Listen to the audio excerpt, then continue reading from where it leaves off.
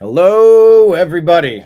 Broadcasting to you live from the Milky Way galaxy, the solar system, planet Earth, North America, the United States of America, no longer California to be specific. Hello, everybody. My name is Brian Engelman, and this is the Strictly Football Show. And the point of this show is to talk about what we saw last week and to look forward to the week ahead. I want to make sure I'm let's see. I need to make my picks for this week.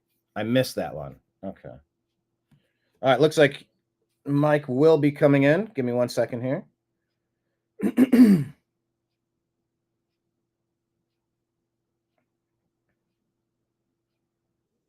There he is. Look at this. Yeah, sorry, jumped onto the wrong stream there, but here I am. No worries. Yeah, I ran one right up to the absolute edge. I'm so excited about the Cleveland Indians. Did you see the game yesterday? Yeah, no, I didn't see the game, but I know they won. Walk-off homer, right? Yeah, it was 2 walk-off. Well, it was down to 1 out in the bottom of the 9th, trailing. Yeah. And we had to hit a 2-run homer to take it to extras. Then we hit a 2-run home run in extras. It's awesome. It's awesome. Make sure you listen to the home run calls of Tom Hamilton. He's the best announcer in all of baseball. You're a Mariners fan, so you had a lot of great calls in the 90s with Griffey, and we battled you guys in the 90s and 2000s too. Not recently though. Yeah, okay, maybe not recently, but all right, we gotta whip this out. I gotta be out of here in an hour or less, if possible. So works good. Let's jump into it. Here we go. Got the scores in front of us. What week are we on? 7? No, we're talking 7. Yeah. 6. All right, so we're going to go through the games from last week, Mike. Let me make sure these are pulled up. I guess starting with your team. Look, you've been saying for a while the Seahawks have a pretty good record, but it's going to catch up with them. They're sitting at 3-3, but so are the 49ers. I mean, it's a long season. You do have a talented team, but Purdy has 3 touchdowns, and that was enough to win 36-24. We do not have a talented team. We do not. There isn't a single player on this roster that is top 5 at his position. There's maybe one that you could argue is top 10, maybe Kenneth Walker. Seahawks fans make a lot of stink about Devon Weatherspoon, what a great corner he is. He's a nickel. He's a nickel corner. Seahawks spent the 5th pick in the draft on a fucking nickel corner, okay? Who doesn't make plays, doesn't make interceptions. We haven't come close to an interception in 3 weeks at least. We're one of the worst at taking the ball away on defense. We get run over like a speed bump in the running game. I keep hearing about how great Leonard Williams is playing at defensive tackle. And I'm like, oh, really? Then why doesn't he stop anybody? Why doesn't he make any plays? And they've had injuries. Byron Murphy, the rookie's been out, but he's a rookie. He's not going to have that big an impact anyway, unless his name is Aaron Donald or Reggie White. So, Brock Purdy ran around. He did what he wanted. He showed how completely superior a quarterback he is than Geno Smith. The best we can throw out there is Geno Smith, and you can't win in this league without a top 10 elite quarterback, and Geno is not it. And I don't care what, the stats about completion percentage and yards. Yards don't win football games. Touchdowns do. And Geno has 6 in 6 games to go with 6 interceptions. And it's been funny. They've been trying to blame DK Metcalf for one of Geno's worst interceptions in that game over the middle. And, he cut it off and went upfield, when he should have kept going across on a crossing route. And it's like, it's BS because the ball, what people don't want to talk about is the ball was underthrown right to the defensive back anyway. So even if DK hadn't cut off his route, look, it's time for a change in Seattle at the general manager position. John Schneider doesn't know what he's doing. Not only do I think I could do a better job drafting players and signing guys for the Seahawks than John Schneider, I think a monkey throwing darts at the Seahawks draft board could do a better job drafting than John Schneider has done in the last 10 years. Let's move on. The 49ers are better. We're not going to be a playoff team. We're going to be stuck in that mediocre middle for the next 10 years until we run this guy out of town. So let's do it now and just get it over with. And there's nobody on your bench that could take those quarterbacks. That's fake. Yeah. Yeah, in Cleveland, they're talking about, is it time for Jameis Winston? Like, you might have to bench. You're not happy with Geno, but I mean, it's like you got Sam Howell, and I don't know that you You have. can go to Sam Howell, but the only thing he's ever led the league in is interceptions. So good luck with that, right? But he's young too. But he's young too. And Baker had a bunch of interceptions. Now he leads the league in touchdown passes, completion percentage. You look down, he's at the top of completion a lot percentage, though. Completion percentage doesn't matter. What matters with a quarterback is passer rating and touchdown to interception ratio. That is where the key is, and how many touchdowns he throws. That's what tells you where you got a great quarterback or not. And yeah, you're Browns, man. I keep trying to give you some hope, but I just don't see much. Do you think it's time for a fire sale? Let's go to the Browns game. Do you think it's time for a fire sale in All right, Cleveland? we'll You traded Amari Cooper. Look, I just did on the Unhappy Hour. We were talking Tribe, but also I was talking about some Browns yesterday. And look, we play the Eagles. The Eagles are maybe not as dominant as a couple of years ago when Jalen Hurts was new and Kelsey was there. We get it, but they're still a talented team. Like, no, they don't have they got Saquon Barkley. They have a lot of talent at wide receiver. They are still a very talented team. And despite Cleveland doing everything possible to steal a defeat from the jaws of victory, we're talking a 4-point game here. We're talking one play difference. I don't think our team is as bad as our 1-5 record. Now, we've played as bad as our record has landed us. I get that. But I don't think it's exactly time for fire sale. Amari was the first one out the door. One of the comments that I read this week was, if Amari makes 2 of the 3 or 4 drops he's had that hit both of his hands this year, the Browns are a 3-3 team. We've had a lot of these games that are 3-4 points, 1 point, or whatever it was.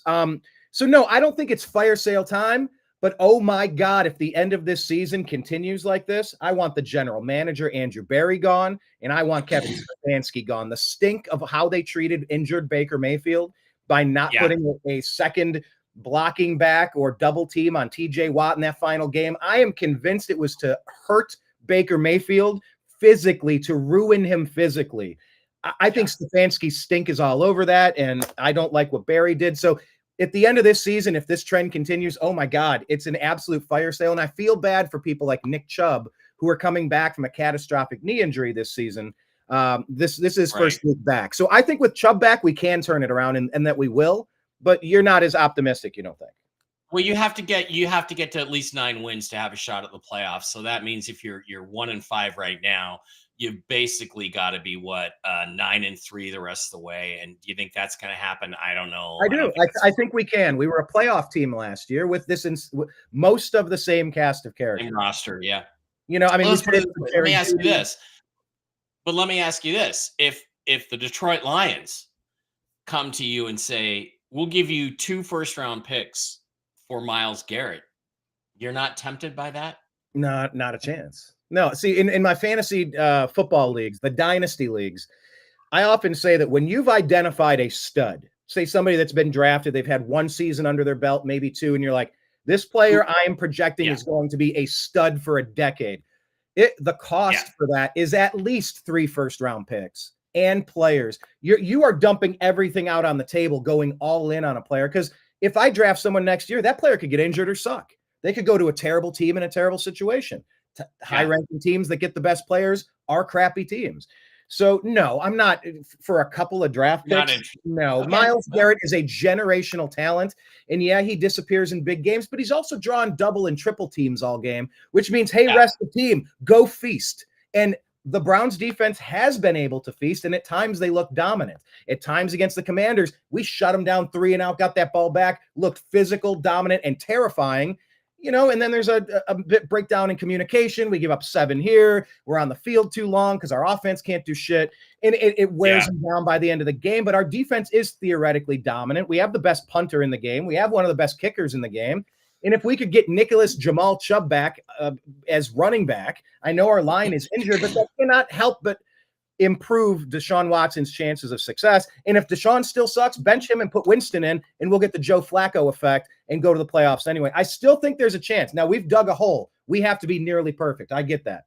But I think the talent's here on the team. Just the mindset was off. And Amari Cooper not getting his contract extension, he was a bitter, angry, I'm that energy came into the locker room on top of the Deshaun and on the field with the drops. I mean, the drops are a lack of concentration. Yes. And that's not good either. So, But that being good said, luck. I think he's going to thrive. That being said, I think he's going to thrive in Buffalo. I don't hate him. He set a Cleveland Browns franchise record in receiving yards against the Texans last year with Joe Flacco. I mean, I like the guy.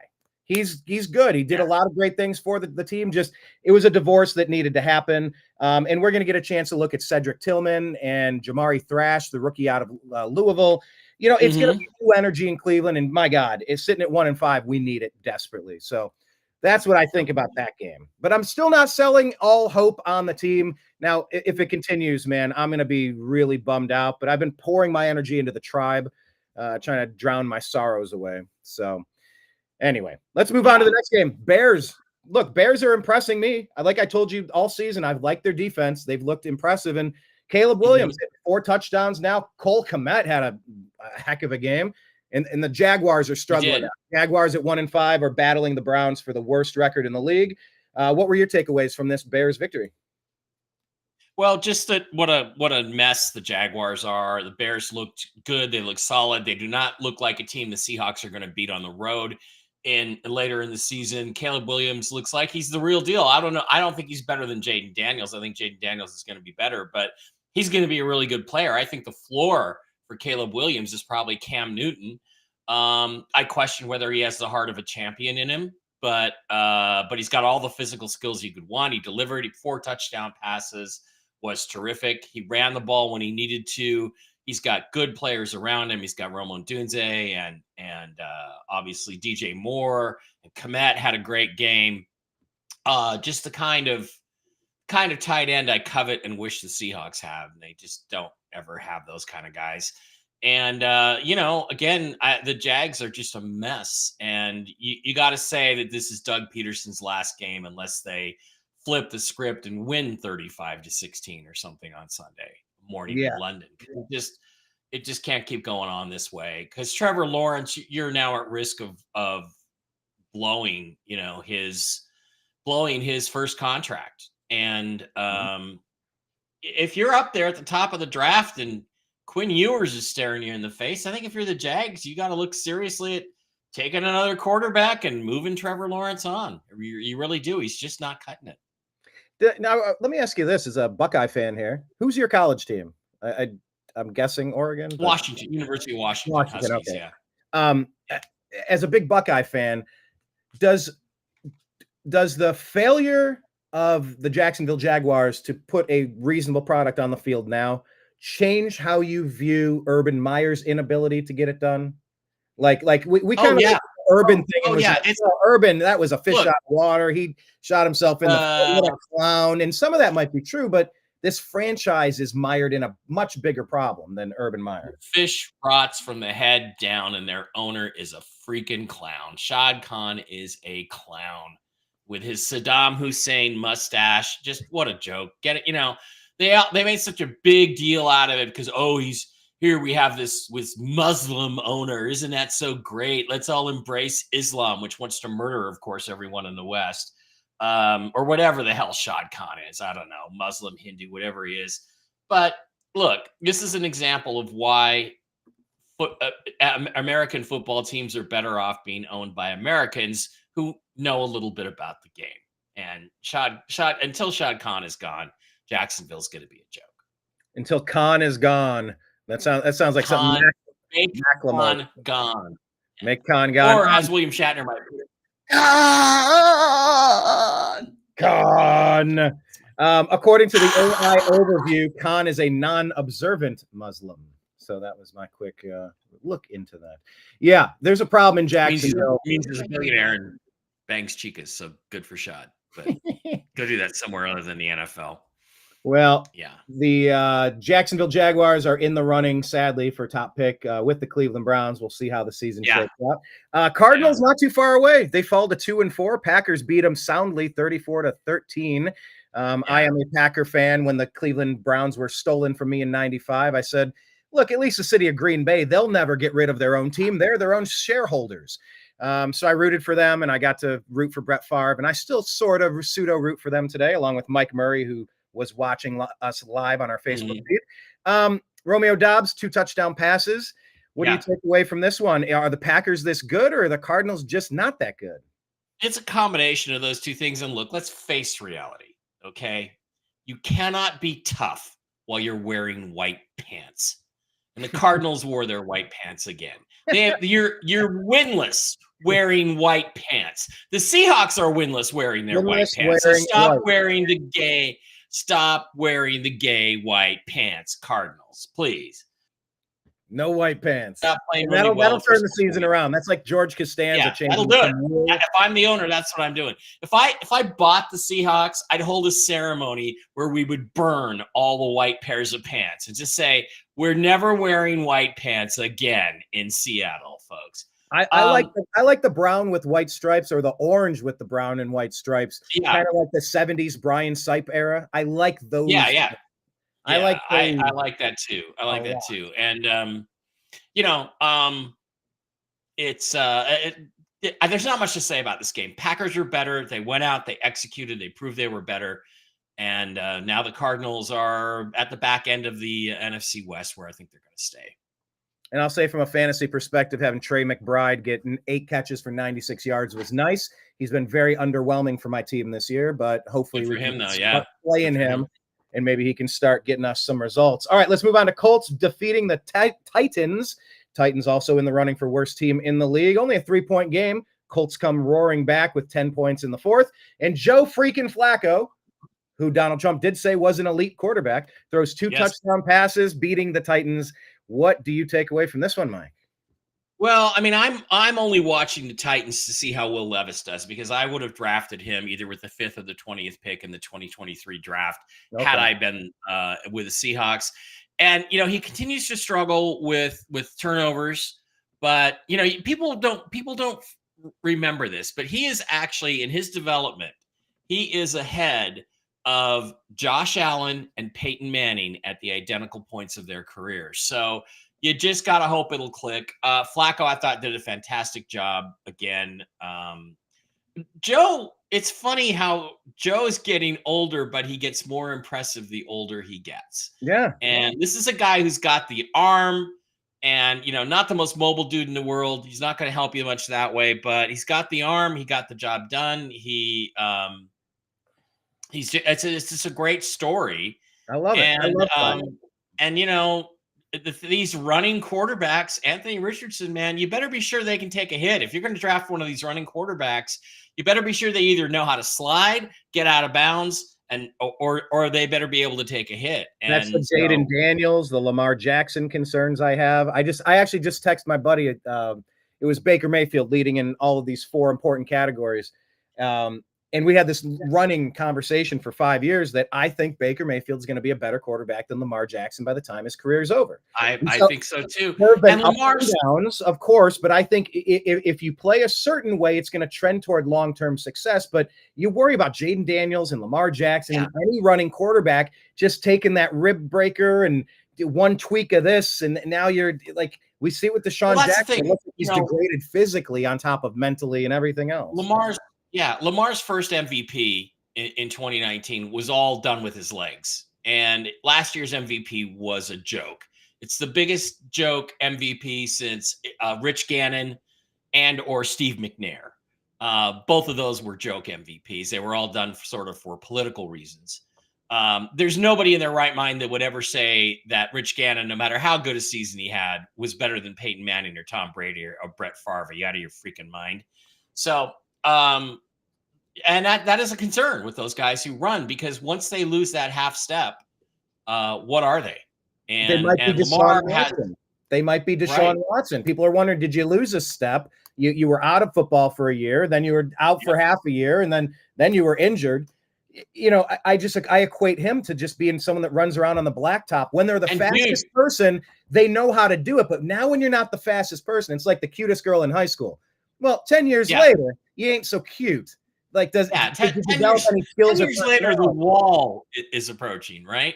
So, other than that, no real interest in the game. I continue to root for Will Levis because I want to be proven right, ultimately. No, and I like that. Some people in my sports groups in the Unhappy Hour, Mike, they're like, I root for Cleveland and that's it. That's all I care about. Don't blah, blah, blah. I'm like, why would you imagine if the only product you were allowed to consume and cheer for was a miserable Cleveland product during our down season? Well, you guys have had your ups and downs, and there's still potential for some ups there. But yeah. All right. I like the positivity. I'll take it. But the team that took all of our draft picks, and they look to be a perpetual powerhouse now. Just a couple of years ago, they were a mess. The Houston Texans, 5-1, sitting right there amongst the best of the teams in the league. Defeated, nearly doubling up the worst in the league Patriots at 1-5, 41-21. Yeah. CJ, 3 touchdowns, and Drake May gets his first start. Drake May, did you have any takeaway from Drake May? Drake May has an excellent future in this league. He looked really good. He looked really good on a terrible team. He is not going to be the next Matt Jones. He's going to be the quarterback for the Patriots for the next 5 or 10 years. And they need to build around him. They don't have much.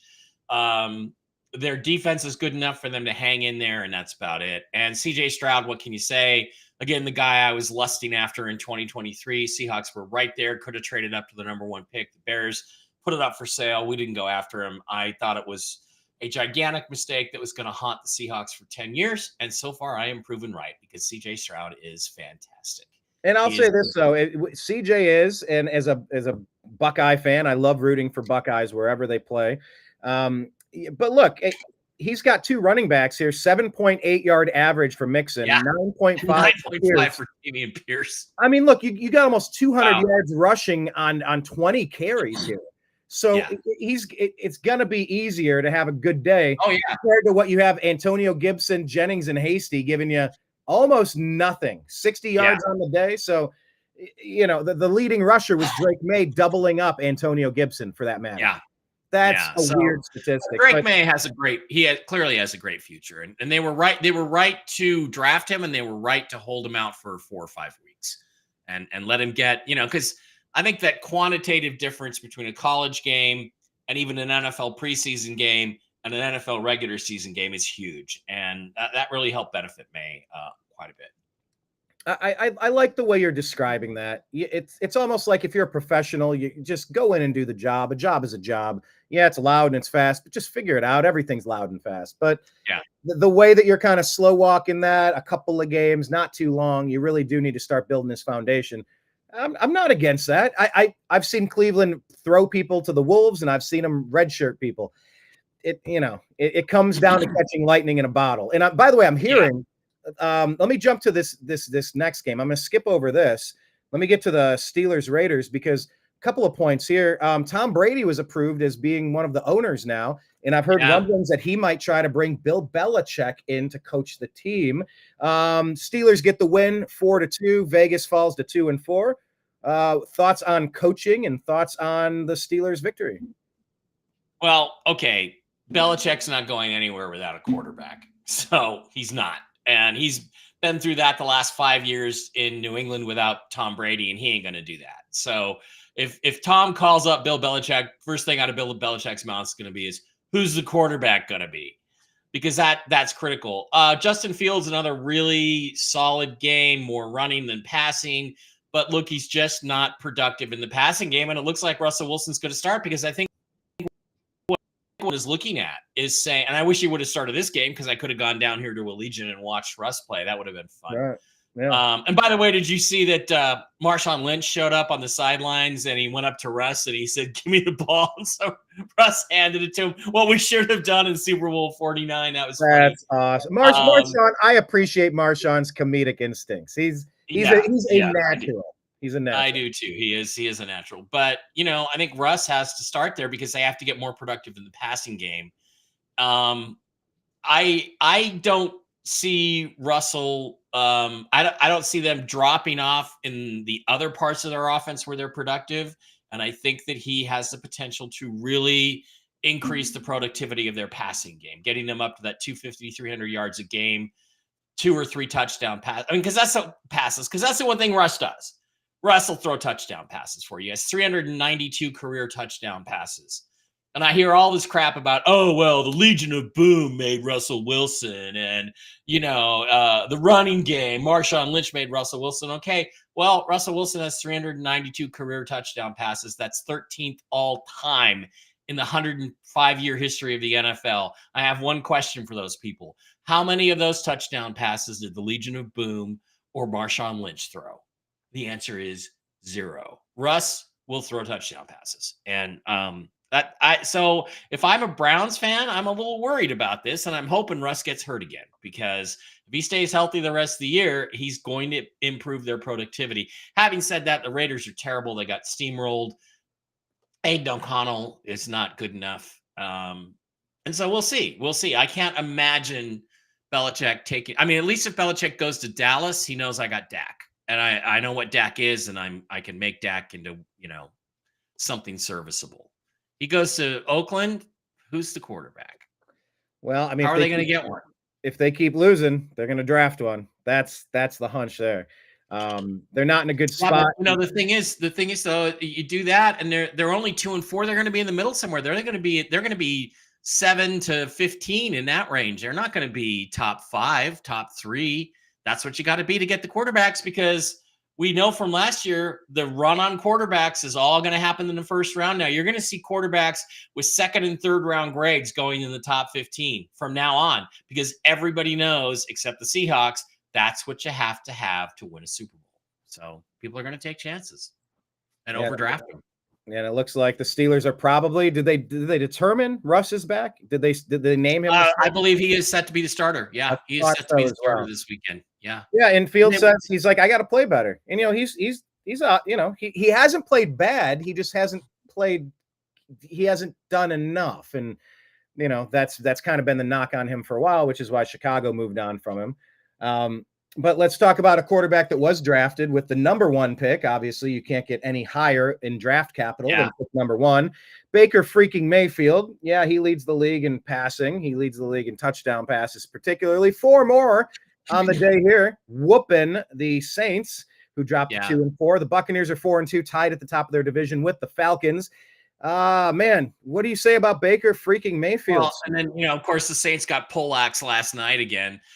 Baker looks fantastic. He looks fantastic. He's playing really well. The Buccaneers, they had the one loss to, who was it? The Broncos. That shouldn't have happened. But I think that they're just a really solid, good team all around, very balanced, and Baker is playing great. And what can you say other than that about the Buccaneers? You put 51 up on somebody in the NFL, you're doing a lot of things right. And let's also remember to point out, Baker also had 3 interceptions. He was, even when he was playing well, he was kind of prone to having some of those interceptions. Yeah. But when you add 4 touchdowns, you kind of make up for it. That's what they said about Joe Flacco. They're like, oh, Flacco, he's always good for a couple interceptions. I'm like, when it's a 50-yard interception, that's a punt. Let it go. He's also putting up 3 and 4 touchdowns. Right, and a lot of it is circumstances. Spencer Rattler had a couple interceptions. He had a couple more last night where he put the ball right in the guy's hands and it bounces off and it gets picked off. That's not on the quarterback. Amari Cooper. Yeah. That literally happened. That's from Amari Cooper to. Yeah, that's not on the quarterback. So, and the thing is, look, Baker accounted for 28 points. Okay, did he run? Yeah, he didn't have a rushing touchdown, but he put 28 points on the board with his arm. Okay, and that's what your quarterback is supposed to do. Yeah, and I'll say kudos to Sean Tucker rushing for 136 on 14 carries. Yeah. Even Bucky Irving looked really good. Rashad White, who we've had on some of my fantasy teams, man, he's been a disappointment, but they got a lot of production there. And like I said, Buccaneers improved to 4-2 on the season in a pretty good spot. Chris Godwin with 2 of those touchdowns. All right, let's move past that to Commanders and Ravens, the 2 quarterbacks that have been compared to each other, as we were kind of just talking about. Yeah. But Derrick Henry went beast mode, 132 yards and 2 touchdowns. Ravens win by a touchdown over the Commanders. Both teams are 4-2. What did you learn here? Well, again, an exciting duel between 2 guys who are built a lot the same, and Jaden Daniels and Lamar Jackson.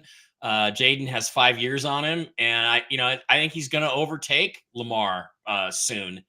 And the aging king is going to be dropped here. But the big difference was the physicality, the physical play of the Ravens and Derrick Henry. It got him over the top, and it's the two good teams that are pretty solid. So, the Ravens started off 0-2. That's 4 in a row. Got to give them. That's really hard to do in the NFL. 3 in Yeah, and that's a exactly row hard to do. 4 in a row is practically impossible. So, and that's good game. kind of what the Browns have put themselves in a hole. If they don't start rattling off a nice winning streak, it is going to be over. But look, at 1-5, we're only a couple games back. We're 3 games back, and we haven't played a single conference game yet. So I mean, we play the Steelers head to head, we play the Ravens head to head. We'll play everybody head to head. You're telling me there's a chance. So you're telling me there's a chance. Samsonite. I was way off. Did you happen to read the Nick Chubb article in the Players Tribune this week? I did not. No. It was nice. If you haven't read it, there's an interesting bit of history, post-Civil War history with Nick Chubb's family, some of his motivational stuff. He's a really likable guy. If you get the chance, just look at it on X. It'll take maybe 5. I read it during the show yesterday. Nick Chubb comes back, and our first game in conference. The point of saying that is we play the Bengals this week, and you can really shift the division around when you start hammering. If you win that game, right? If you win that game, you can. So all of that stuff's coming up, and fingers crossed we can find a winning streak as well. Okay, let's move to Chargers Broncos. Chargers got the win, 23-16. Justin Herbert, pedestrian day, but he got it done. J.K. Dobbins, former Buckeye, love to see him back and playing with 96 yards and a touchdown, playing Harbaugh style. What did you learn here? Well, Bo Nix is starting to wake up. You saw more of it last night. He's starting to get his sea legs under him and starting to look better. And I was actually surprised the Chargers were able to hold on and win that game because I expected the Broncos to win it. So, good for them. Not much to say about it. AFC West game. I don't have a lot to say about that one. All right, let's move on. Yeah, because now we usually do the show on Thursdays at 5 p.m. right in time prior to the Thursday night game. So it's a little off that now we have like a double game to talk about. Yeah. If that is the case, it's okay. So I don't have too much to say about that either. Lions Cowboys. I don't know what's the biggest storyline here. The fact that they absolutely rolled Dallas, Detroit did, or that Aiden Hutchinson is gone. It's Aiden Hutchinson. That's the story. The broken leg, the horrible broken leg, got leg whipped by his own guy.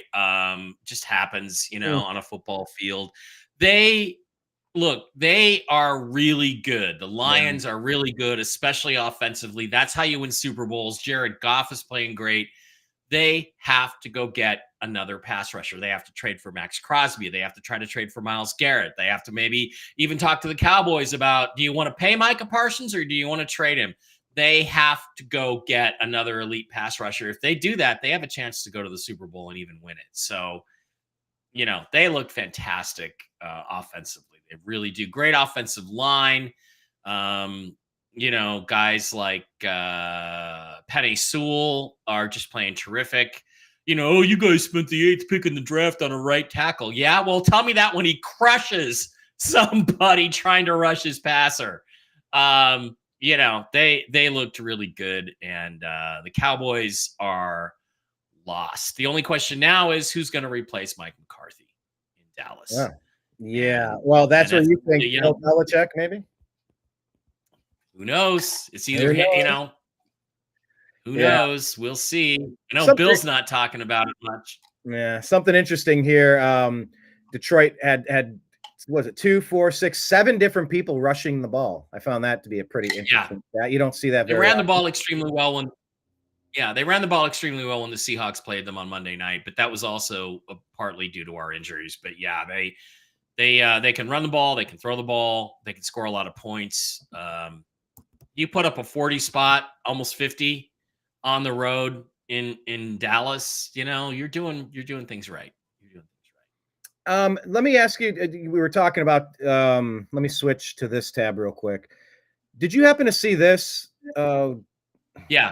Hang on, where did it go? The restrictions on Tom Brady. We're talking about potential Belichick to Dallas stuff, but want to go through this? Because I'm reading this going, there's no way he's going to avoid all this stuff. There's no way he's going to be able to do this. What do you think? Well, the thing is when Tony Romo says, "Oh, if I'm the Giants, I'm gonna run a read pass option here with a screen to the left right on 3rd and 6." when you hear him say that, he's saying that because they told him that in the production meeting. We get 3rd and 6 inside the 30-yard line. We're going to run a run pass opposite screen to the left. They told him that. So Tom is not going to have access to all that. So he's not going to look as smart as some of these guys, these color guys that just basically get inside information from the coaches during the production meetings. He's not going to look that smart, but that's the only way I think it's really going to hurt him. And I think, look, when Tom is in competition, okay, he cheats. We know he cheats. We know he deflated footballs. There's a huge article on Seahawk Boys Fearless and Stupid NFL blog where I go through bit by bit why there is no way that Tom Brady did not know and was the scheme master of the deflation of footballs. He knew all about it. He did it on purpose. He did it because it gave him a competitive advantage. This is not a competitive situation. So I think Tom will follow the rules. And I hope he does, because I think he's a better broadcaster than I thought he was. Really? Because I thought he was really bad during the opening game, Cowboys versus the Browns. That's really the only one I've really listened to. But I thought he was pretty bad. It was not good. The thing is, Brian, when I watch a game, I want the guy to tell me why this is working or why this play happened. I want X's and O's. And what a lot of games give us is, Jamar Chase's mother, had cancer 10 years ago and beat it. And I don't give a shit. Okay. I just want to know how he got schemed open on that touchdown pass. That's why I watch the game. That's why I love Peyton and Eli on Monday nights. The first half, they bring out Bill Belichick. I learned more about football in that first 30 minutes of watching Monday night with those two guys than I do watching any of these other games with all the fluffy stuff that they put in for the women viewers. So I think Tom has done a pretty good job on the X's and O's. And I like that. I like that because I learned stuff. Well, I think, and I'll agree with you on that. I look at, he's subject to the NFL's anti-tampering policy. Yeah, man, he's going to be he's going to be doing what LeBron and D Wade and Chris Bosh did during the Olympics to form their super teams. They're going to be tampering with people under contract. He's going to be in Vegas, and competitive people love to gamble. You're telling me he's not? I see this going differently for him. Now, all right. Well, hey, we'll see which one of us is right. I think it would be a great story if you turned out to be right. So we'll see. I mean, it would be interesting. I'm not rooting for failure per se. I'm just trying to call it how I see it. My hatred of Tom Brady so far in the rearview mirror. I got real day issues with my Browns to worry about. Yeah. And he's trying a new thing. Good for him. And he saved up enough to become a partial owner. Myles Garrett, by the way, became a partial owner of the Cleveland Cavaliers, sits courtside now. I love seeing when players invest in their own cities and become part owners. I love it. Right. But Tommy's single. So, why not? The best place to be single is Las Vegas, Tommy. Let me just tell you, it's the best place. It's better if you're Tom Brady, but it is better if you're Tom Brady. Good place to be single regardless, but it's better if you're Tom Brady. We need to put that on a shirt or something. It's better if you're Tom Brady. That needs to go out through X. We need to do a marketing campaign for the show on X. Right. And that should be one of the quotes that we use. All right, let's move on to the last three games and we'll make our picks for this week. Falcons defeated the Panthers, remaining, like I said, on top of the AFC South. Yeah. Panthers in the running for worst record and number one overall pick. Bijan finally gets some points on the board for all of you that had him on your dynasty team. I put Tyler Algier in because of an injury, and he gave me 100 yards and a touchdown as well. So, man, a lot of running help from the Falcons, and they're able to get the win here. Falcons are good. They're built right. There were rumors Raheem Morris was up for the Seahawks head coach. I'm like, please, God, no. He's already failed once in Tampa or Denver or wherever he was. Please, not another, DEI hire retread, but he's done a really good job down there with the Falcons, keeping them sticking to what they do well. He sticks to what they do well. They bounce back from the 0-2 start. They're looking pretty good. And Carolina is really bad. And you know what, Carolina, let's just stick Bryce Young back out there and let him grow. Let him play. Let him grow. Mike, I don't know in your career, like the things you've done, shows you've worked on, at some point we get benched. At some point, someone I don't know. I've been trying to think into like the real world, what being benched would be. But you know what? Look, if you do get sat down for a couple of games like Bryce Young, or if Deshaun Watson, I hear people saying, well, if you bench Deshaun, it's over. You're going to have to cut him. You're going to have to give him away. He can't ever come back in your facility. I'm like, it's a grown ass man. You sit him on the bench for a couple of weeks and go, bro, you're not getting it. We need you to like, let's pull back, try something different. You need to see it from a different set of eyes because you're not. Yeah. And by the way, we're going to be watching how many hours you're logged on playing video games on your Xbox while we bench you. Yeah. I think Baker did that during a Christmas game with the Packers. He did. That was one of the things. He didn't spend a lot of time prepping that week. Yeah. And then so that's fair. But yeah, you're right. I put Bryce Young back in, see what you got at this point. Yeah, you may as well. You're 1-5. You're 1-5. You're not going anywhere. Put Bryce Young back in and let's. And by the way, if Bryce Young still sucks, that just helps you get closer to the number 1 overall pick to replace him. So it's a win-win-win. Correct. That's correct. All right, let's talk about Bengals Giants 2-4 teams here. Burrow runs for a touchdown. Not a lot of offense, not a lot of stuff happening here for the Giants either. Anything to say about Bengals Giants? Well, it surprised me because I thought Giants coming off their curb stomping of the Seahawks were going to come out and be physical the way they were with us. But I think it's interesting. I think we've learned here that if the Giants have 10 days to prepare for you, they can play really well. But if they only have 7 days to prepare for you, they kind of suck. And I thought they would be much more physical than the Bengals and would win that game. Probably win it 17-7, 20-14. That's what I thought they would win by. And the script got flipped. And Joe Burrow is just really good. And he made the plays that he had to make when he had to make them. And that's what won the game. So kind of surprising by the Giants. Just when you think they maybe got something going, turns out no, it was just the Seahawks. That's the worst. When you're the rebound, when you're the slump buster, and you're like, wait, you didn't get your season turned around, so you knocked my team around? Oh, darn it.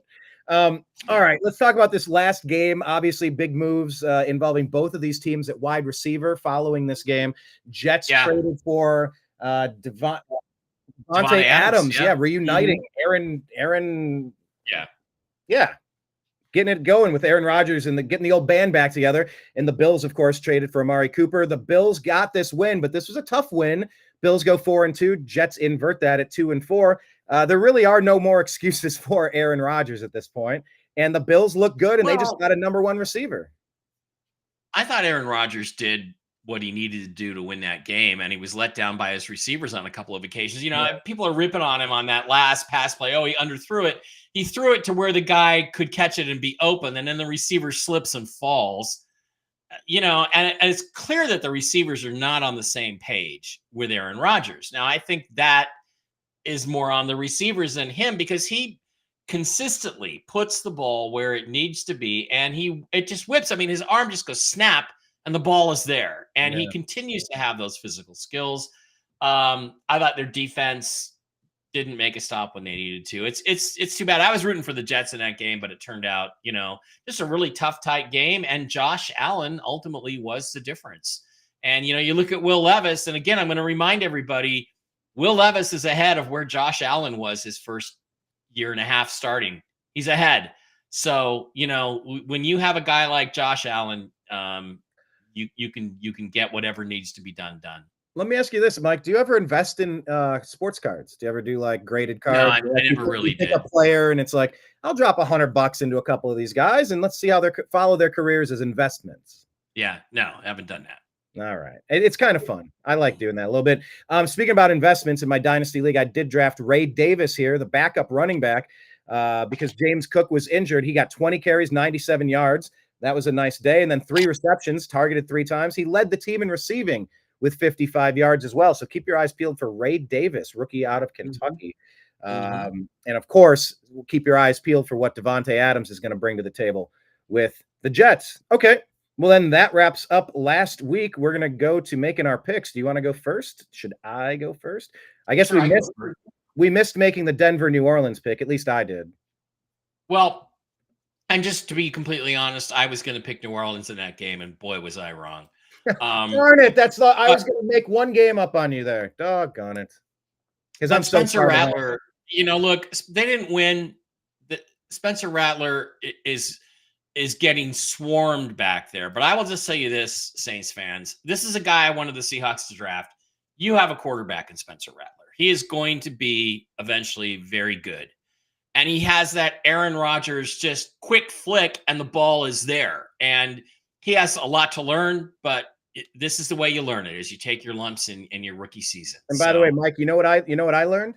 I heard you say that, and I was going through my free agent waiver wire pickup opportunities in my Dynasty League, and there was Spencer Rattler just sitting, wasting away on the waiver wire, and I went, you know what? I got some dead weight on this roster. I'm going to swap it out for Rattler. Now, he didn't have a great first game, but you've talked him up so much. I'm like, I could use some quarterback depth. Maybe this turns out in the next 2 or 3 years. Give him some time. Give him some time and wait and see. When he plays a team with a bad secondary, maybe start him because he might have a really big game. All right, we're going to go to the game picker. I would have picked the Saints. I would have lost that game. New England at Jacksonville, 2 terrible teams.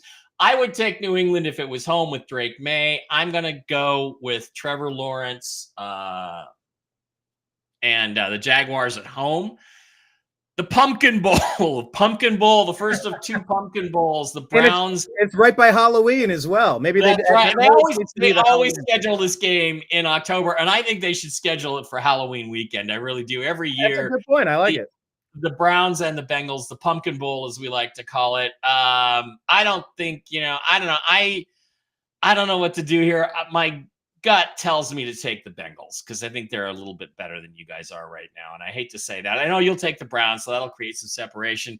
Vikings. Hey, you don't know that. You don't know that for certain. Yeah, you do. Yeah. Vikings, Lions.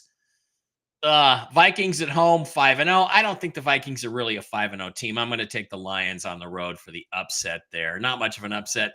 Packers, Texans, tough game. I like the Texans better, but I like the Packers at home, so I'm going to take the Packers at home. Dolphins, Colts, crummy game of the week. Let's take the Colts at home. Whether it's Joe Flacco or Anthony Richardson, the Dolphins are really bad. Eagles at New York.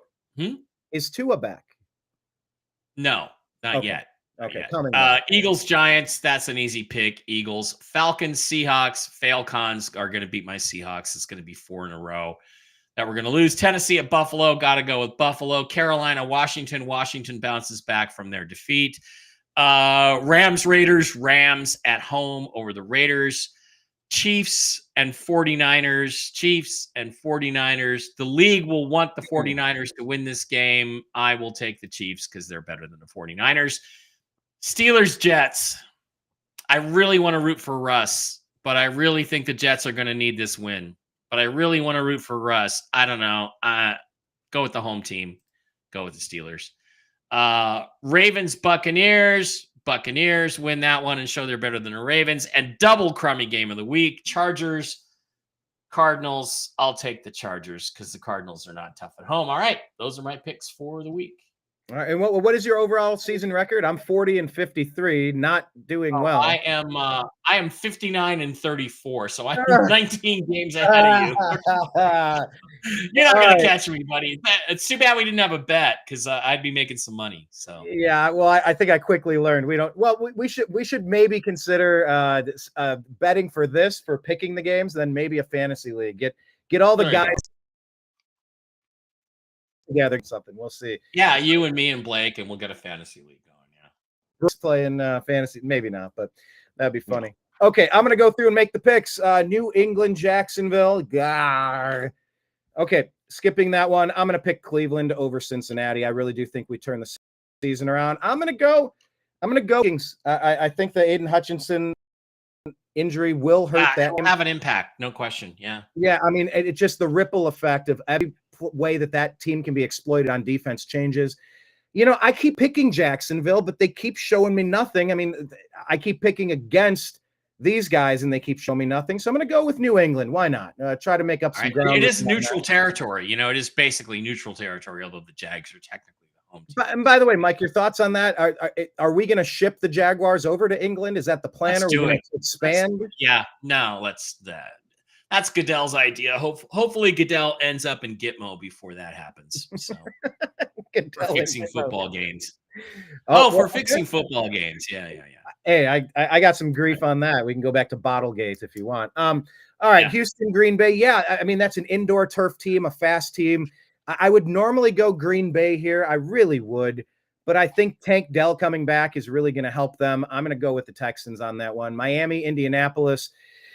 Going with Indy, whether it's like you said, I thought it was gonna be Richardson last week. It ended up Flacco. I mean, why pull Flacco? Keep winning games. I mean, that's what the Browns learned last year on the way to the playoffs. Teach Anthony Richardson how to do it like a Super Bowl champ does. Stick with the guy. He's elite, says Trump. Okay, Philly, New York. Yeah, Philly's a better team than New York. Seattle, Atlanta. I do like Atlanta in that one. Tennessee, Buffalo. That's a Buffalo one. Ugh, Washington is gonna whoop on Carolina. Vegas, LA.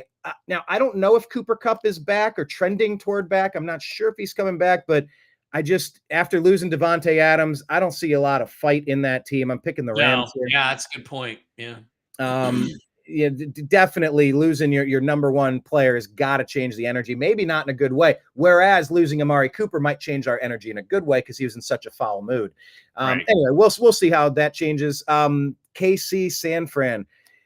Yeah, who does the league? I just get back to that one. New York, Pittsburgh. I'm picking New York. I think Devontae is going to get fed, and I think it's going to be impressive. Tampa Bay, Baltimore. This is a coin flip, but of course, this pits the number one pick versus what was Lamar, the 32 pick, right? Number one versus 32. 32nd, I think. Yeah, I think you're right. The first pick in the first round and the last pick in the first round. They're both good teams, but I like what Baker's doing more, and I root for the kid. And for that reason, I will always root against the Chiefs. Even though their fans are very nice to me when I went down there, I'm picking San Francisco in this game. And final one, LA, Arizona, picking LA where I used to live. And those are my picks. You are crushing me in those regards. We'll see if I can make up some ground. I think I'm getting lucky, but I had a great first week, and that's what set me in motion. All right, man, I gotta go. I gotta run to this alien event thing down here in Vegas. Thanks for doing it. And what is the alien event? Can people still get tickets? They can still get tickets. It's alienevent.com and Las Vegas at the Alexis Park Resort Hotel. And come on down and say hi. And I will not be wearing my beanie when I get down there, but I might be wearing my Whiskey and Wisdom shirt underneath.